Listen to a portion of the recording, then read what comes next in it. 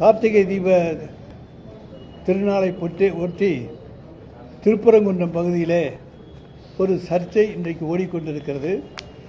அது இன்றைக்கு தமிழகத்திலே ஒரு பேசு பொருளாக ஆகியிருக்கிறது. மதவாத சக்திகள், இந்துத்துவ அமைப்புகள் எப்படியாவது தமிழ்நாட்டிலே காலை ஊன்ற வேண்டும், அதை எந்த வழியிலாவது தாங்கள் காலை ஊன்றுவதற்கு வழிகாண வேண்டும் என்கின்ற நோக்கத்தோடு செயல்பட்டு கொண்டிருக்கிற இந்துத்துவ அமைப்புகள் எதை கையிலே எடுப்பது என்று தெரியாமல் முழித்து கொண்டிருக்கிறார்கள். இன்றைக்கு நாங்கள் ஏற்கனவே ஒரு சொல்லியிருக்கிறேன், கார்த்திகை தீபம் என்பது தமிழ் கடவுள் முருகனுக்காக கொண்டாடப்படுவது திருவிழாவை தவிர இந்தியாவில் இருக்க இந்துக்களுடைய பண்டிகை அல்ல, அது தமிழர்களுடைய பண்டிகை. உலகெங்கும் இருக்கக்கூடிய தமிழர்கள் கார்த்திகை திருவிழாவை கொண்டாடுவார்கள். இதில் இந்துத்துவாவுக்கு எந்த வேலையுமே கிடையாது. ஆனால் இப்பொழுது திடீரென்று திருப்பரங்குன்றத்திலே கார்த்திகை தீபத்தை ஒட்டி ஒரு பிரச்சனையை கிளப்பியிருக்கிறார்கள். நீதிமன்றத்தை அணுகி அங்கே ஒரு உத்தரவை வாங்கியிருக்கிறார்கள். ஆனால் அவர்கள் ஒன்றை மறந்து விட்டார்கள். 2014ஆம் ஆண்டு நீதியரசர்கள் பவானி சுப்ராயன் அவர்களும் அதைப்போல நீதியரசர் கல்யாண சுந்தரம் அவர்களும் 2014ஆம் ஆண்டு ஒரு தீர்ப்பை தந்திருக்கிறார்கள். எந்த இடத்திலே இது வழக்கப்படி ஏற்றி கொண்டிருக்கிறோமோ கார்த்திகை தீபத்தை அதே இடத்திலே தான் ஏற்ற வேண்டும் என்று 2014லேயே தீர்ப்பு வந்திருக்கிறது.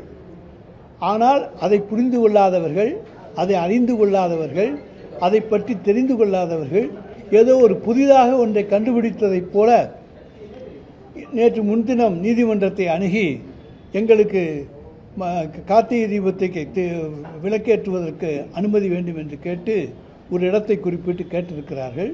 அதற்கு அந்த நீதிபதியும் தீர்ப்பை தந்திருக்கிறார். ஆனால் ஒரு நீதிபதி நாங்கள் சட்டத்தை மதிப்பவர்கள், நீதிக்கு தலைவணங்குபவர்கள். எங்களுடைய மாண்புமிகு தமிழ்நாடு முதலமைச்சரை போல சட்டத்தை மதிக்கக்கூடிய ஒருவர் இந்தியாவிலேயே கிடையாது. அந்த அளவுக்கு சட்டத்துக்கு மரியாதை கொடுப்பவர், சட்டத்தின் ஆட்சி தமிழ்நாட்டிலே நடக்க வேண்டும் என்று விரும்புகின்றவர். எனவே 2014லே 2 நீதிபதிகள் ஃபுல் பெஞ்ச், அதாவது டிவிஷன் பெஞ்ச் கொடுத்திருக்கக்கூடிய அந்த தீர்ப்பை செட்டசைட் பண்ணாமலோ அல்லது அந்த தீர்ப்பின் மீது மேல்முறையீடு இல்லாமலோ ஒரு புதிதாக ஒரு தனி நீதிபதியை வைத்து ஒரு தீர்ப்பை வாங்கி கொண்டு வந்து நாங்கள் நிறைவேற்ற வேண்டும் என்று கேட்டால் எப்படி நிறைவேற்ற அனுமதிக்க முடியும்? அப்படி அனுமதித்தால் தமிழக அரசின் மீது என்ன குற்றச்சாட்டு வரும் என்பது உங்களுக்கு தெரியும். எனவே 2014 தீர்ப்பின்படி நாங்கள் நடந்து கொண்டிருக்கிறோம். சார், இப்போ அங்கே போராட்டம் நடத்தக்கூடியவர்களை நீதிமன்றத்தில் அனுமதி பெற்று நாங்கள் தீபம் ஏற்ற வரோம், தமிழக அரசு ஒத்துழைப்பு மறுக்கிறது.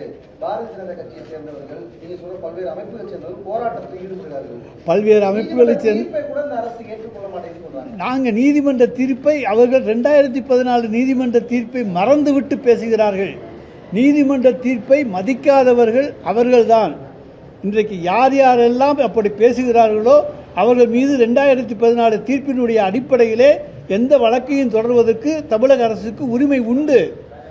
ஆனால் 2014 தீர்ப்பை படித்து பார்க்காம அப்படி ஒரு தீர்ப்பு இருக்கிறதே தெரியாமல் எல்லா விஷயத்தையும் கோர்ட்டில் நீதிமன்றத்தில் மறைச்சிட்டு புதுசாக ஒரு கதையை கட்டி விட்டுட்டு போனால் அதை மக்கள் நம்புவார்களா? தமிழ்நாட்டு மக்கள் இழிச்சவாயர்கள் அல்ல, ஏமாளிகள் அல்ல. அவர்களுக்கு வேண்டுமென்றால் அடிமை பழனிசாமி கிடைக்க முடியுமே தவிர வேறு எந்த அடிமைகளும் தமிழ்நாட்டில் கிடைக்க மாட்டான். தமிழ்நாடு என்பது இங்கே மத ஒற்றுமை, மத நல்லிணக்கம் இவற்றுக்கு எடுத்துக்காட்டான பூமி இந்தியாவிலேயே தமிழ்நாடு தான். அதை இன்றைக்கும் நாம் நிரூபித்துக் கொண்டிருக்கின்றோம். தமிழக அரசு மேல்முறையீடு செஞ்சு அந்த மனுவை தள்ளுபடி செய்திருக்காங்க. இப்படிப்பட்ட நிலையில் அடுத்த கட்டமாக என்ன முடிவு செஞ்சிருக்காங்க? தள்ளுபடி செஞ்சால் அதுக்கு மேலே என்ன இருக்கோ அதை பற்றி சட்டத்துறை மூலமாக ஆராய்ந்து நடவடிக்கைகள் எடுக்கப்படும். எடப்பாடி பழனிசாமி அவர்கள் கண்டனம் தெரிவிச்சிருக்காரு. குறிப்பா தமிழக அரசோட செயல்பாடு இந்த இடத்துல நடந்து கொண்ட விதத்தை வச்சு மதம் தொடர்பான ஒரு கருத்தை தெரிவித்து, அதாவது எடப்பாடி பழனிசாமிக்கு வேற வேலையே கிடையாது. தமிழ்நாடு அரசு மீது ஏதாவது குற்றச்சாட்டை சொல்ல வேண்டும் என்பது ஒன்றுதான் அவருடைய வேலை பணி. என்ன, இந்த சம்பவத்தையும் அவர் எடுத்துக்கொண்டு இதில் தமிழர்களுக்கு ஆதரவாக, தமிழக அரசுக்கு ஆதரவாக நிற்க வேண்டியவர் இந்துத்துவாவினுடைய கைக்கூலிகளுக்கு அடிமையாக இருந்திருக்கிறார் என்பதை இதன் மூலமாக நிரூபித்திருக்கின்றார். தமிழ்நாட்டை பொறுத்த வரைக்கும் எல்லாரும் ஒன்று.